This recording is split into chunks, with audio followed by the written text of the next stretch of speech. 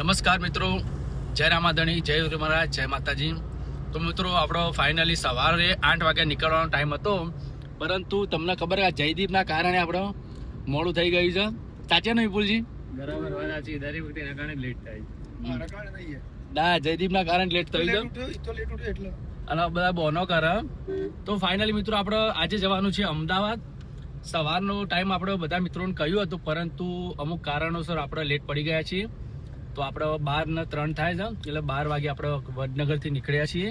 હવે ફાઇનલી અત્યારે કૈપુર આવી ગયા છીએ. તો અમદાવાદ અત્યારે ટ્રાફિક તો થઈ છે જ, પરંતુ આપણે હવે જોઈએ કેટલો ટાઈમ થાય છે. તો તમે વિડીયોમાં બન્યા રહો કમ્પ્લીટલી અને સપોર્ટ કરતા રહો. વિપુલજી કોઈ બોલવું તમારે? હવે જઈએ આગળ, તમને અમદાવાદ બતાવીએ. જ્યાં જ્યાં અમે પ્લાન કર્યું છે, અટલ બ્રિજ છે, પછી અમુક માર્કેટ છે સારા એવા, ખાવા લાયક અમુક જગ્યાઓ સારી છે, અમુક કપડાઓ માટે સારી જગ્યાઓ છે જ્યાં સારા એવા કપડા મળે. તો બધી જગ્યાઓ તમને બતાવીએ, તમે સાથે જોડાઈ રહો, આગળ બતાવીએ તમને. તો મિત્રો વિડીયોમાં બન્યા રહો.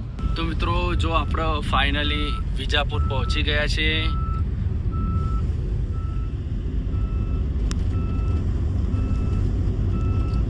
જયદીપને ભૂખ લાગી જઈ છે, ખાધા વગર આવ્યો છે તે. કાકા તમને ભૂખ લાગી છે? ના, આપણે તો હોવા સુધી આપણે કોઈ ટેન્શન લેવું છે. કાકાને કોઈ ટેન્શન નથી, પણ આપણને તો ભૂખ લાગી છે મિત્રો. ખાઈએ ના ચાલશે આ બધું.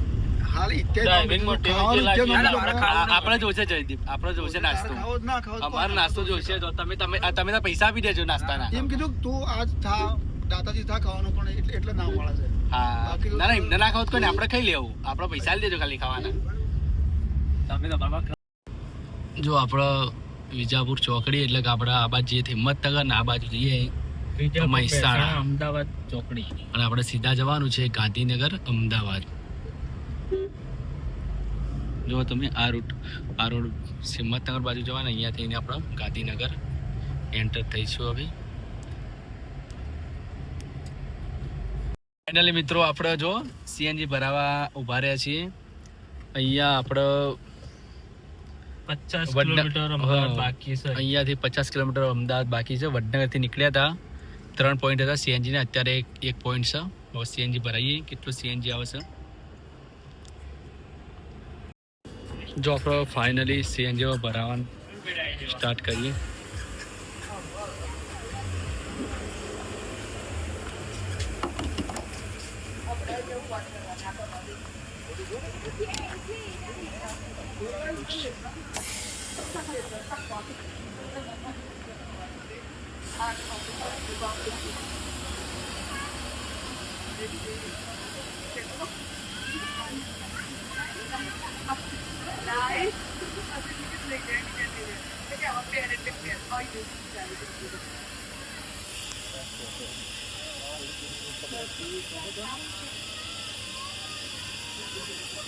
તો મિત્રો આજે આપણે અમદાવાદ જવાનું છે, કપડો ખરીદ કરવાનો છે.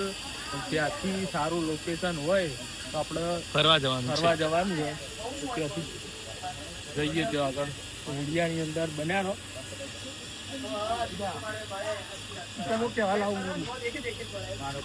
ગમે તે જે કેવું એ અમદાવાદથી 45 બચા કિલોમીટર.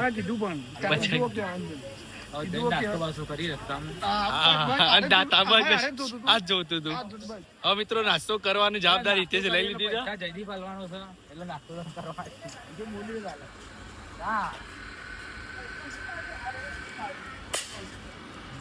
તો મિત્રો જો ફાઇનલી આપણે સીએનજી 489 રૂપિયાનો આવી ગયો છે, 6 કિલો.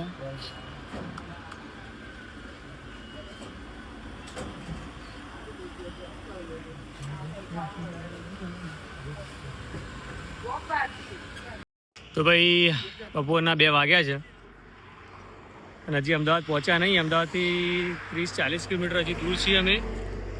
તો ભૂખ જેવું લાગ્યું તો વિચારી થોડો નાસ્તો કરી લઈએ.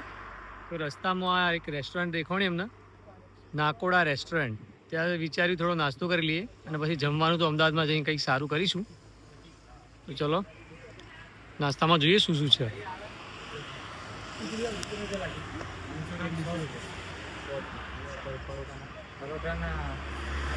મિત્રો ફાઇનલી આપણે હવે ગાંધીનગરમાં એન્ટર થઈ ગયા છીએ. જો હિતેશ તો સુઈ ગયો તો હવે જાગ્યો. વિડીયો આપણે ચાલુ કર્યો એટલે એ તો જાગી ગયો. જો આપણે હવે ગાંધીનગરમાં ફાઇનલી હવે એન્ટર થયા છે. એટલે કે આપણા ગુજરાતનું પાટનગર. પહેલા અમદાવાદ હતું અને હાલનું આપણે ગાંધીનગર છે. આપણા ગુજરાત અમદાવાદ રાજધાની ગુજરાતનું પાટનગર. અને હવે જો આપણે ગ્રીન સિટી તરીકે ઓળખાય છે ગાંધીનગર ગ્રીન સિટી. તો આપણે ફાઇનલી અહીંયાથી જે પ્રથમ ચોકડી હતી ત્યાંથી આપણે ખાલી સાઈડ જઈશું.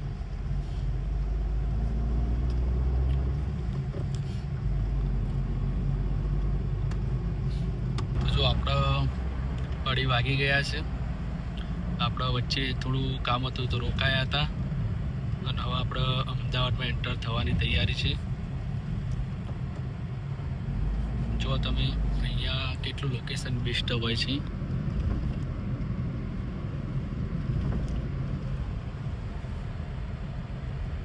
મિત્રો આપણે જો સાબરમતી નદી, સાબરમતી જ ને કાકા?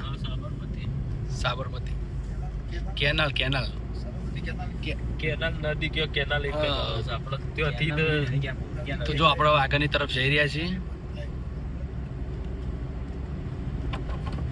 તો મિત્રો 12 કિલોમીટર બાકી છે અમદાવાદ. લાલ દરવાજો 12 કિલોમીટર બાકી છે.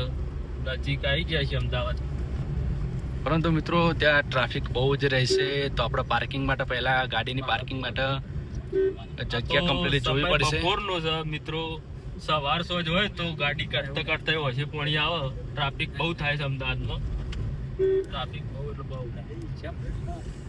આપણે ફાઇનલી જો તમે અમદાવાદમાં એન્ટર થઈ ગયા છીએ. અહીંયાથી હવે લાલ દરવાજા ઓનલી ફોર 5 થી 6 કિલોમીટર હશે. અહીંયા રાતનો નજારો પણ બેસ્ટ હોય છે. બહુ જોરદાર નજારો છે મિત્રો. તમે જુઓ અહીંયાનું લોકેશન એકદમ મજબૂત. અને આપણે એરપોર્ટ નજીક પહોંચ્યા છીએ. તો આપણે હરણનું લઈ લઈએ. જો હરણ જીરાફ.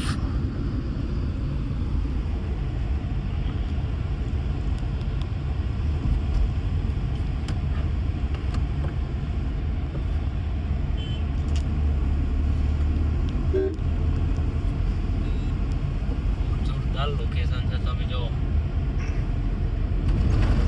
હુક્કા. રાતનો સમય બહુ જોરદાર લાગે.